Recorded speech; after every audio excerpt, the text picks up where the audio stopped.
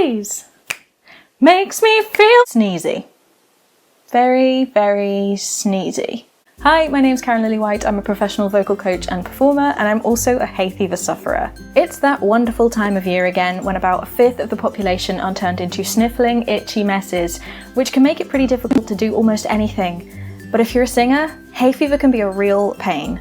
If you're a sufferer like me, then keep watching for my top tips for singers on coping with hay fever. Number 1, seek medical advice. This step might seem obvious, but it's absolutely vital that you speak to a medical advisor, such as your GP, when it comes to treating the symptoms of hay fever.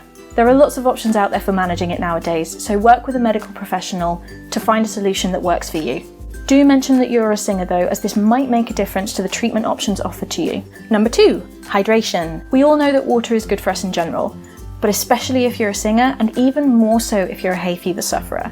Making sure we're drinking enough water all of the time is really important for keeping all of the parts of the voice hydrated, which is vital for avoiding damage. But it's also important to keep drinking during rehearsals and performances, as we expel water droplets when we sing, which can make us dehydrated. When you're dehydrated, the concentration of histamine in the body increases, which will worsen your hay fever symptoms.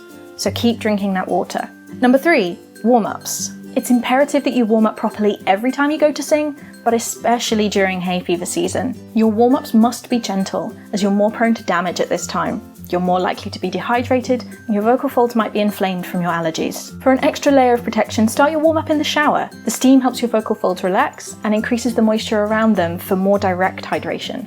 Warm-ups involving vocal fry, humming, lip trills, or bubbling as I call it, in a comfortable range are really good for you when your voice might not be at its best. Most importantly, don't skimp on your warm-up. Take your time. Spend no less than 10 minutes warming up, and 30 minutes isn't excessive.